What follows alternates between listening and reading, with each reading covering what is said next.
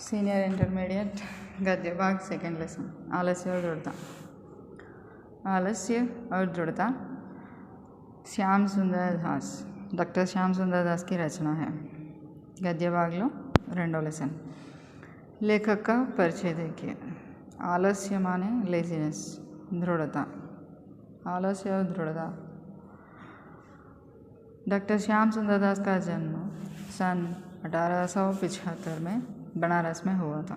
1875లో बनारस లో डॉक्टर श्याम सुंदर दास जन्मिंచడం జరిగింది। इनके पिता का नाम देवीदास और माता का नाम देवकी देवी।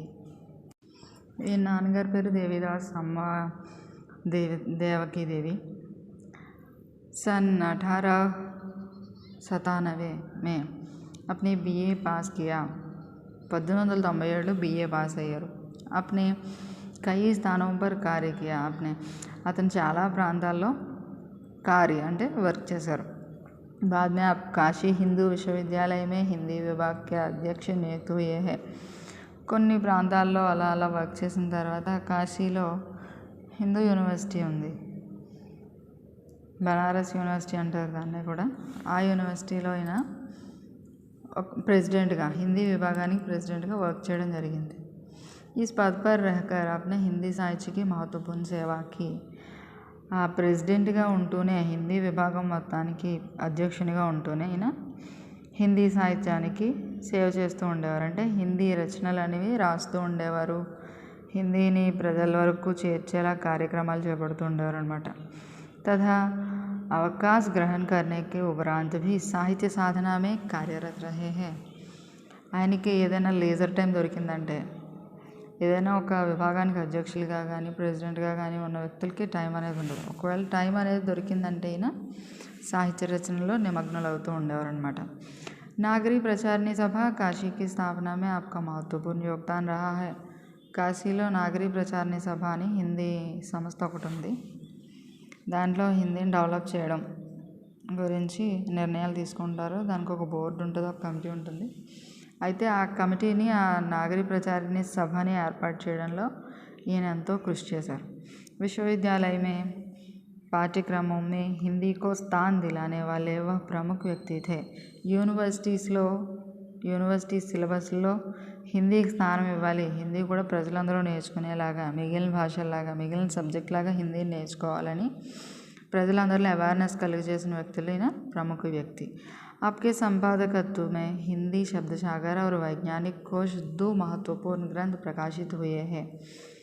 ఈయన రాసిన రచనల్లో, ఈయన సంపాదకత్వాలు అంటే ఈయన అప్పటి వరకు చేసిన రచనలు హిందీ శబ్దసాగర్, వైజ్ఞానిక్ కోష్।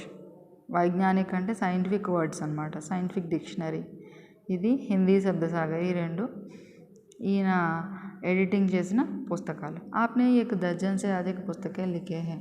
ఒక డజన్ కన్నా ఎక్కువ పుస్తకాలు ఈయన రచించడం జరిగింది। సాహిత్యాలోచన, భాషా విజ్ఞాన్, సాహిత్య का इतिहास व कई निबंध संग्रह प्रकाशित हो चुके हैं। సాహిత్య ఆలోచన అనే గ్రంథం, భాషా విజ్ఞాన్ అనే ఒక గ్రంథం, సాహిత్య का इतिहास ఇలాంటి గ్రంథాలన్నీ ఇవి ప్రకాశింపబడ్డాయి, అంటే పబ్లిష్ చేయబడ్డాయి। నిబంధ సంగ్రహం కూడా ఉన్నాయి కొన్ని, అంటే ఎస్ఐస్ కూడా రచించడం జరిగింది। అంటే ఏదైనా ఒక సామాజిక సమస్యను తీసుకుని దాన్ని గద్య రూపంలో రాసినట్లయితే దాన్ని ఎస్ఐ అని చెప్పి, నిబంధని పిలుస్తాం। आपकी భాషా సరళ और శైలి ఓజపూర్ణ है। ఆయన భాష అర్థం చేసుకోవడానికి సరళంగా ఉంటుంది, అదే కాకుండా శైలి ఓజపూర్ణ, శక్తివంతమైన భాషా విధానం, అంటే చదివే వ్యక్తిని ఆకర్షించే విధంగా ఉంటుందన్నమాట। పాఠ కా మూల భావ్ చూడండి, మనకి అసలు ఈ లెసన్లో ఏం చెప్తున్నారు అన్నది నేపథ్యం ఒకటి ఇచ్చారు। यह ప్రబోధాత్మక లేఖ है। ప్రబోధాత్మక అంటే మనల్ని ప్రేరేపించే ఒక గ్రంథం, మనకిచ్చిన ఒక లెసన్, రచన। లేఖ అంటే రచన।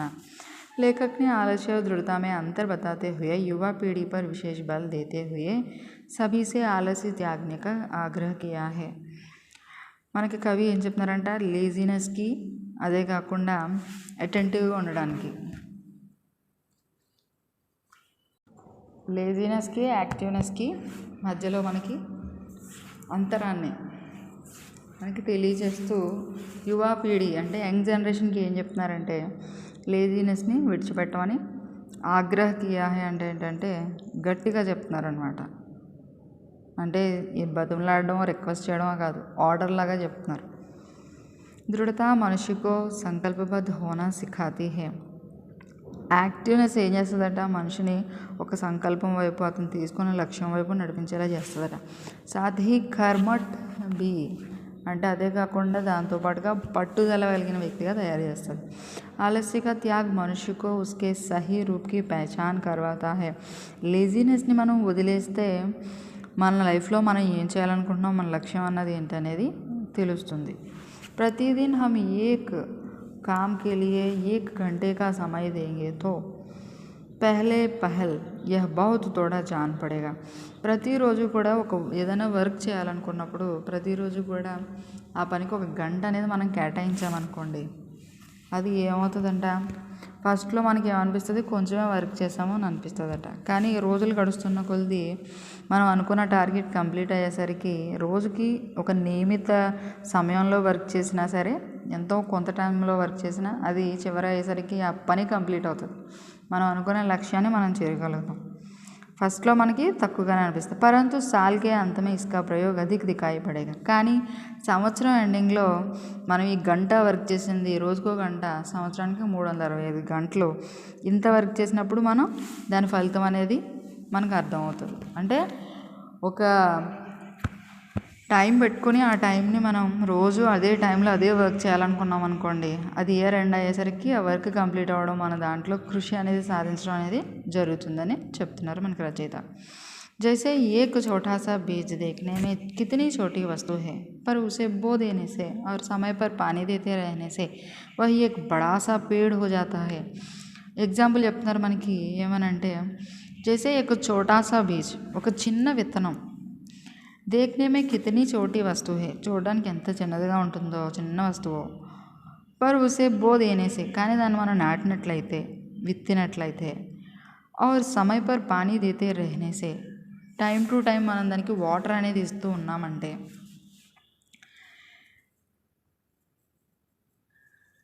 वह एक बड़ा सा पेड़ हो जाता है, అప్పుడు అది ఏమవుతుంది, ఒక పెద్ద వృక్షంగా మారుతుంది.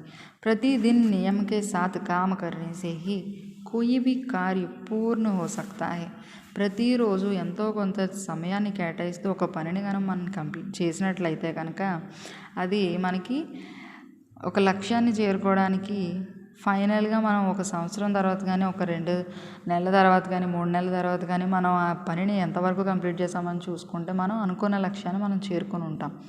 అంటే ఎంత పెద్ద పనైనా రోజుకి ఒక కొంత సమయాన్ని కేటాయిస్తూ చేస్తే కనుక ఆ పనిని మనం కంప్లీట్ చేయగలుగుతామని మనకి కవి చెప్తున్నారు.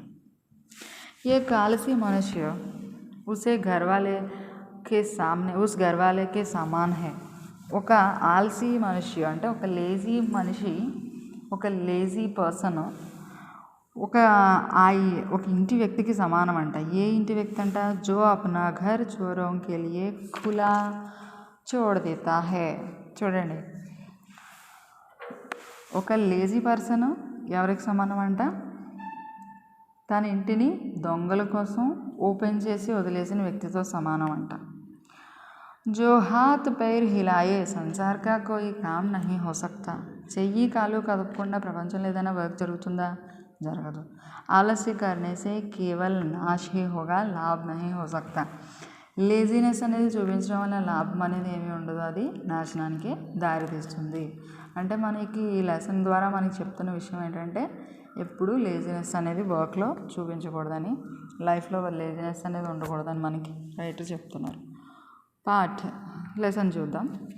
युवा पुरुषों के लिए इससे अच्छा कोई दूसरा उपदेश नहीं है कि యంగ్ జనరేషన్కి దీనికన్నా గొప్ప మెసేజ్ ఏది లేదు. కభీ ఆలస్య నా కరో, ఎప్పుడూ లేజీనెస్గా ఉండద్దు. ఇదే ఒక గొప్ప మెసేజ్ యంగ్ జనరేషన్కి అంటున్నారు. यह एक ऐसा उपदेश है कि जिसके लिए इच्छा को दृढ़ करने की अधिक आवश्यकता होती है. ఇది ఎలాంటి మెసేజ్ అంటే, దీనికోసం మనం ఇచ్ఛాకో దృఢ కరణేకి అధిక ఆవశ్యకత అవుతీ హై. మన ఆశలు కోరికలు ఏమైతే ఉన్నాయో వాటిని మనం ఇంకా స్ట్రాంగ్ చేసుకోవడానికి, వాటిని ఇంకా యాక్టివ్ చేసుకోవడానికి ఉపయోగపడుతుందంట.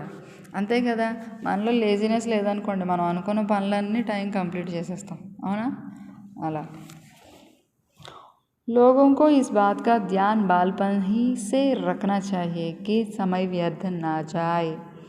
అయితే ప్రజలకి చిన్నప్పటి నుంచే ఈ విషయం మీద ఏముండాలట, ఇంట్రెస్ట్ ఉండాలట.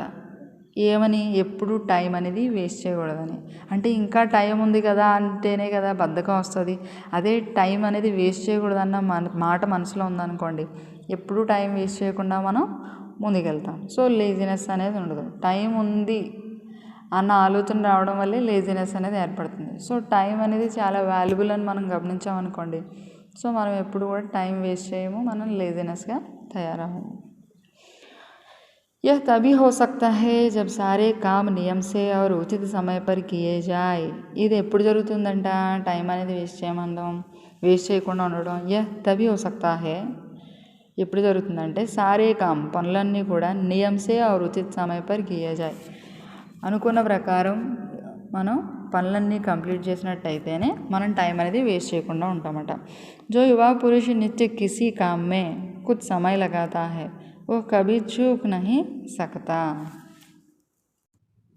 రోజు చేసే పని ఏదైనా ఉందనుకోండి, దాంట్లో మనం తప్పు చేయగలుగుతామా? చెయ్యం. ఎందుకంటే అది మనకు రోజు చేయడం వల్ల అలవాటైంది కాబట్టి. रहा इस बात का निर्णय करना कि किसी काम में कितना समय लगाना चाहिए, सो यह उसी कार्य पर और उसके करने वाले पर निर्भर है. చూడండి, रहा इस बात का निर्णय करना कि కిస్ కామ్ మే కితనా సమయ లగానా, ఏ వర్క్కి ఎంత టైం కేటాయించడం అనేది మనకు తెలియాలట. సో యహ్ ఉస్ కార్య పర్ और उसके करने वाले पर निर्भर है. కానీ ఇది ఎవరి మీద ఆధారపడుతుందంట, ఆ వర్క్ చేసే వ్యక్తిలోనూ, దాంతోపాటుగా ఆ చేసే వర్క్ ఎంత పెద్దది లేకపోతే ఎంత కష్టమైన వర్క్ అన్న దాని మీద ఆధారపడుతుందట. అంటే ఎంత టైంలో ఏ వర్క్ చేయాలి అన్నది చేసే వ్యక్తి మీదనూ ఆ వర్క్ మీద కూడా ఆధారపడి ఉంటుంది.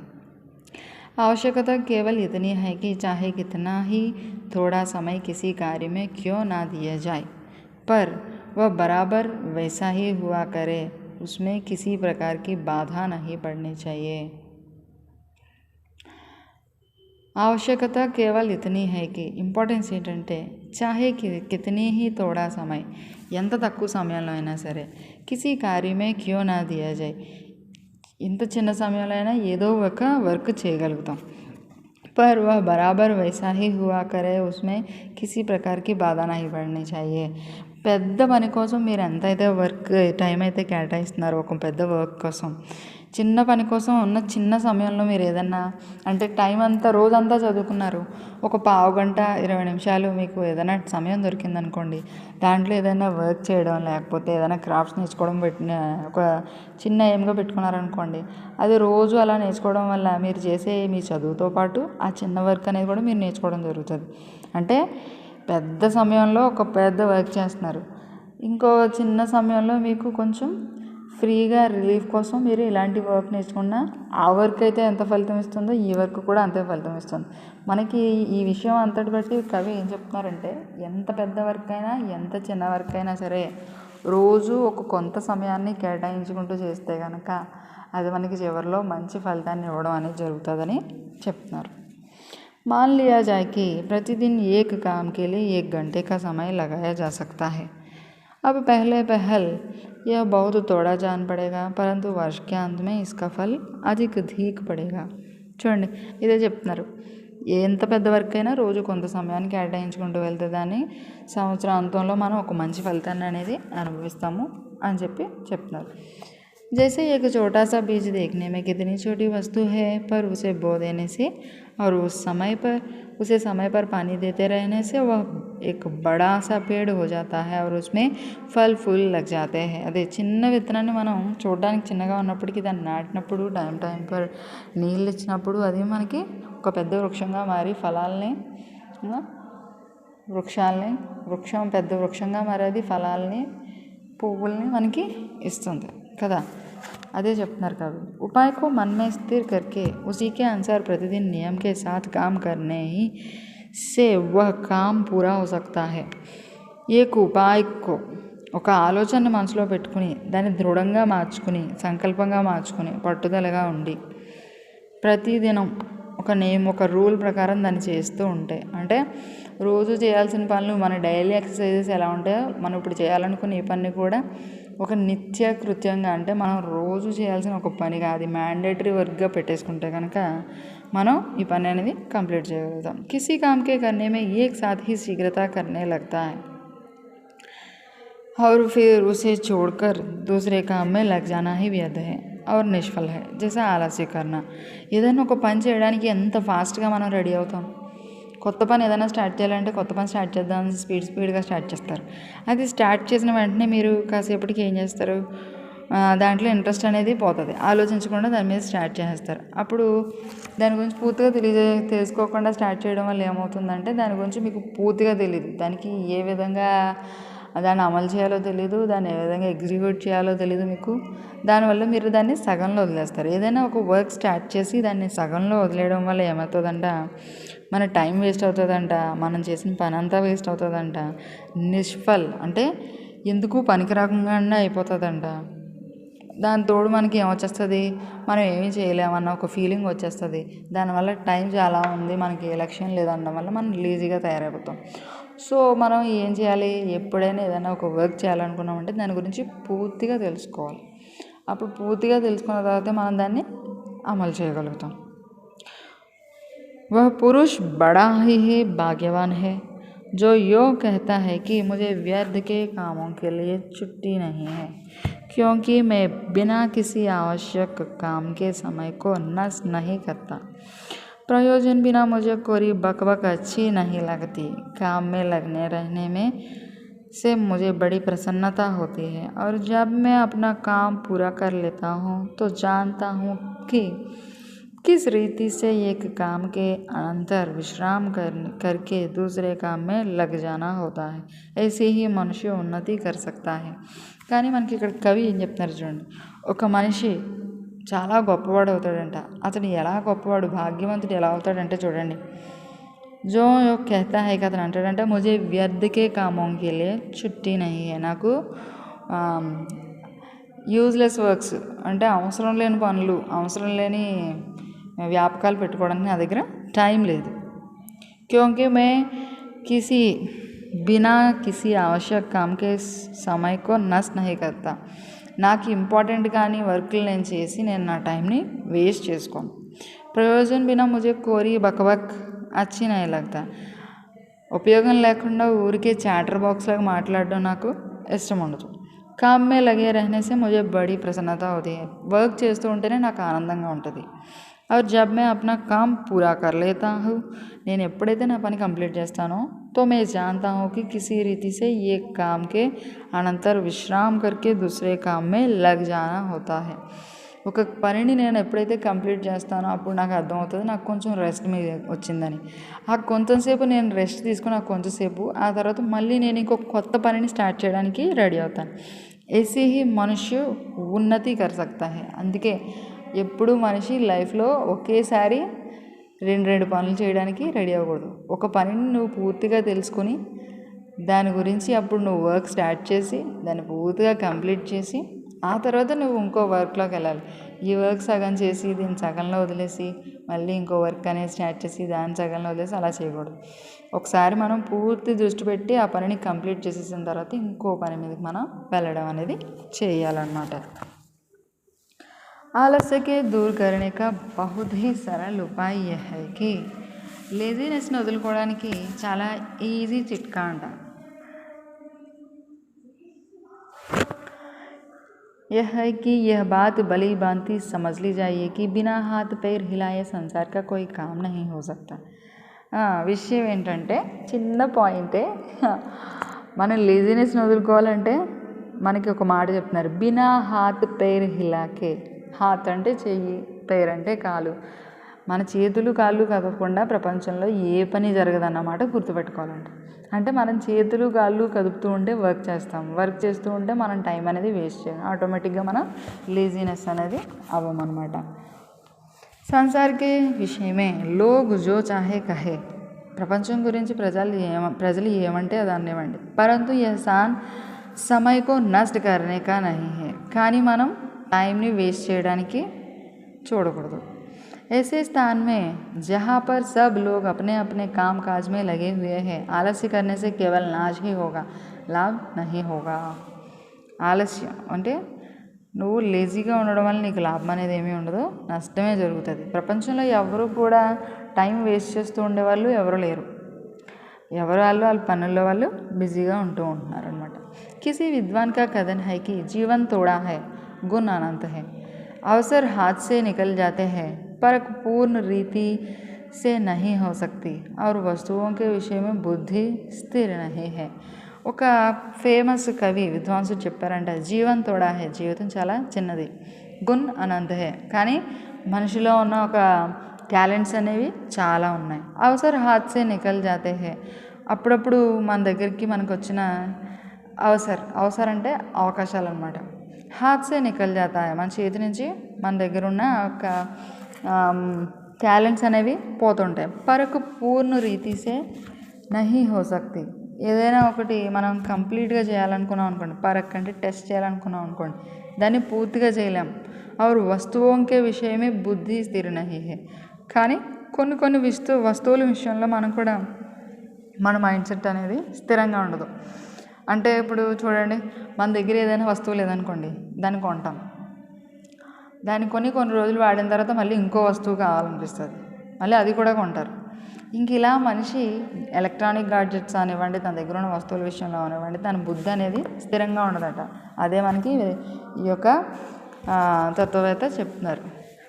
बस प्रत्येक मनुष्य को इन उपदेशों पर ध्यान रखना चाहिए, क्योंकि ऐसा करने से वह सदा सचेत बना रहेगा और अपने अमूल्य समय को आलस्य से नष्ट ना करेगा. చూడండి, కానీ ప్రతి వ్యక్తి కూడా ఇన్ ఉపదేశం పర్ ధ్యాన్ రఖనా चाहिए, ఈ యొక్క మెసేజెస్ అన్నిటిని, ఈ మంచి మాటలు అన్నిటిని దృష్టి పెట్టి చూడాలంట. క్యోంకి ఐసా కర్నేసే, ఎందుకంటే ఒకవేళ అతను దీని మీద దృష్టి పెట్టినట్లయితే వహ సదా సచేత్ బనా రహేగా, ఎప్పుడూ కూడా తను చాలా అలర్ట్గా ఉంటాడు. और अपने అమూల్య సమయకో ఆలస్యసే నష్ట నా కరేగా, తన యొక్క విలువైన సమయాన్ని లేజీగా వర్క్ చేసి తన సమయాన్ని వేస్ట్ చేసుకోడంట. కిసీ కామ్ మే దృఢతా కే సాత్ లగే రహనే సే హీ, కిసీ కామ్ మే ఏదైనా వర్క్లో నువ్వు యాక్టివ్గా ఉన్నావు అనుకోండి, మనిషి సంసారమే యథాత్ గౌరవ పా సక్తా హే, మనిషి ఈ యొక్క ప్రపంచంలో గౌరవాన్ని ఆటోమేటిక్గా సంపాదించుకుంటాడు. అంటే నీ పని నువ్వు నీ యొక్క కాన్సన్ట్రేషన్తో నువ్వు యాక్టివ్గా వర్క్ చేసినట్లయితే ఆటోమేటిక్గా ఈ ప్రపంచంలో నీకు గౌరవం అనేది దక్కుతుంది. ఇది మీకు ఒక షార్ట్ క్వశ్చన్కి ఆన్సర్ అనమాట. और सब कामों को सहजता के साथ कर सकता है, అదే కాకుండా అన్ని పనులని కూడా చాలా ఈజీగా న్యాచురల్గా చేయగలుగుతాడు. परंतु वह मनुष्य किसी योग्य नहीं जो अपने कामों को मन लगाकर दृढ़ता के साथ नहीं करता, కానీ वह मनुष्य किसी योग्य नहीं जो अपने कामों को मन लगाकर दृढ़ता के साथ नहीं कर सकता, కానీ ఒక మనిషి, ఏ మనిషి అయితే తన యొక్క పనులన్నింటిని కూడా యాక్టివ్గా చేయకుండా లేజీగా ఉంటాడో తను ఈ ప్రపంచంలో గౌరవం అనేది పొందలేడు. ప్రసిద్ధ అంగ్రేజీ కవి वर्ड्सवर्थ अपनी यात्रा के वर्णन में लिखता है, ప్రపంచంలో ఒక ఇంగ్లీష్ కవి वर्ड्सवर्थ అని ఉన్నారు. ఆయన ప్రపంచం మొత్తాన్ని కూడా ఒకసారి యాత్ర చేశారనమాట, టూర్ వేశారు. అప్పుడు ఆయన రాశారంట, జబ్ ఆకాశ్ మే మేఘ దిఖతే और मुझे पहाड़ के ऊपर जाना होता है तो अपने विचार से कुछ इस कारण पलट ना जाता कि पहाड़ के ऊपर जाने पर यदि पानी बरसने लगेगा तो मुझे कष्ट होगा, वरना यह सोचकर अपने विचार पर दृढ़ता के साथ कार्य ना करने से मेरे चरित्र में दब्बा लगेगा, मैं आंधी पानी की कुछ भी आशंका ना करता और पहाड़ पर चला जाता. यह कैसी बुद्धिमानी का विचार है. हम ऐसे संसार में नहीं रहना चाहते जहाँ के मनुष्य थोड़ी थोड़ी सी तुच्छ बातों से डर जाए, क्योंकि संसार में अगणित कठिनाइयाँ हैं जिनको दूर करके अपना काम करने ही में बुद्धिमानी है.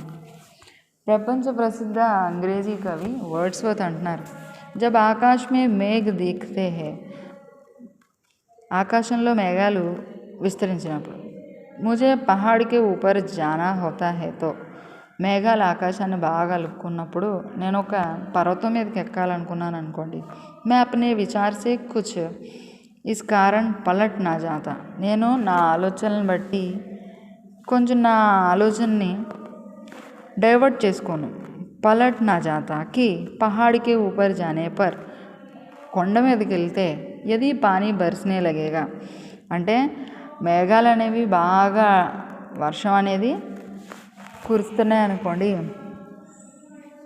पहाड़ के ऊपर जाने पर यदि पानी बरसने लगेगा तो मुझे कष्ट होगा అంటే భూమి మీద వర్షం కురవట్లేదని నువ్వు కొండ మీదకి ఎక్కినా కూడా అక్కడికి వెళ్ళినా కూడా ఒకవేళ వర్షం కురిసిందే అనుకోండి పానీ బర్స్నే లగేతో అంటే భూమి మీద వర్షం వచ్చేస్తుందని నువ్వు పర్వతం మీదకి వెళ్ళి నుంచుంటే అక్కడ కూడా వర్షం వస్తే అప్పుడు నీకు ప్రాబ్లమే కదా वरना यह सोचकर अपने विचार पर दृढ़ता के साथ कार्य न करने से मेरे చరిత్ర में దబ్బా लगेगा కానీ ఇదే ఆలోచించుకుంటూ ఉండిపోయి అంటే ఒక పని కోసం అలా ఆలోచించుకుంటూ ఉండిపోతే అంటే ఈ ప్రాంతంలో లేదు ఆ ప్రాంతంలోకి వెళ్తే ఉంటుందేమో ఈ స్థానంలో లేదు ఆ ప్లేస్కి వెళ్తే జరుగుతుందేమో ఇలా ఆలోచిస్తూ ఉండిపోయారు అనుకోండి ఆ టైం అనేది మీరు వేస్ట్ చేస్తూ ఉన్నారనుకోండి ఇక్కడ తప్పించుకున్నది అక్కడ తప్పించుకోలేకపోయారు అనుకోండి ఇలా ఇటు అటు పరిగెట్టడం వల్ల మీ టైం అనేది వేస్ట్ అయిపోతుంది ఇదే ఆలోచిస్తూ ఉంటే మీ క్యారెక్టర్ ఏమవుతుంది స్థిరమైన ఆలోచన స్థిరమైన నిర్ణయం తీసుకోలేని వ్యక్తిగా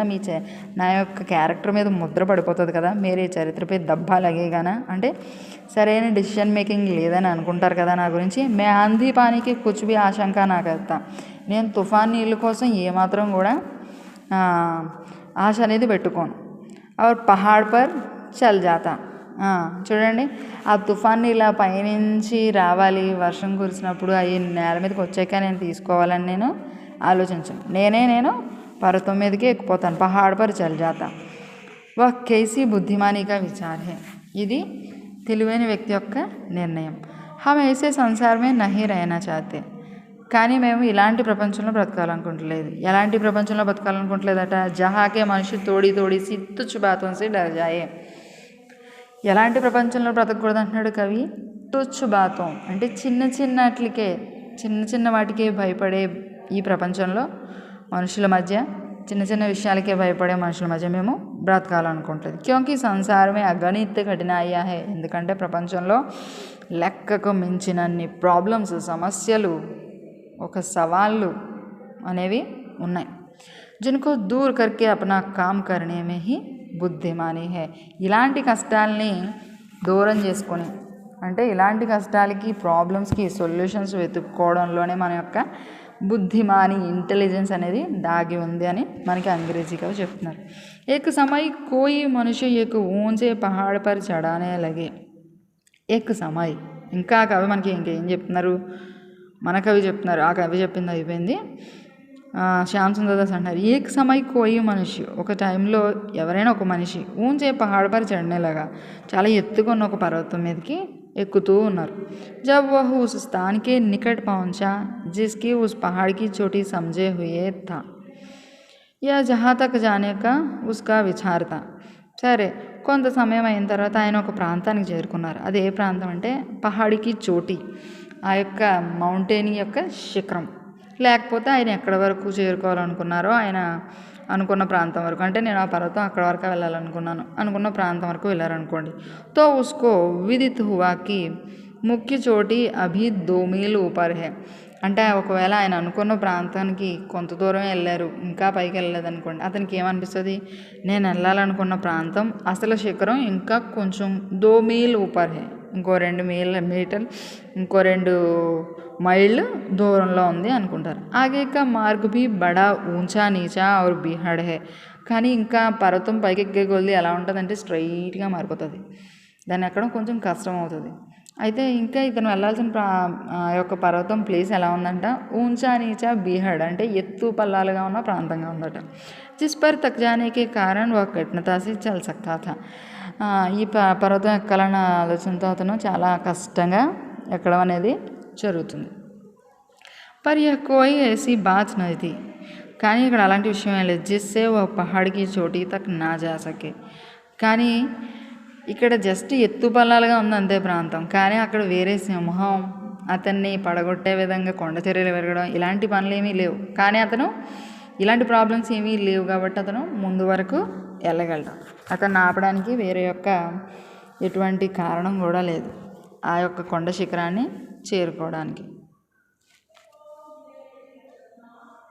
सबसे बड़ी कठिनाई यह थी कि पहाड़ की चोटी पर कोहरा गिर रहा था.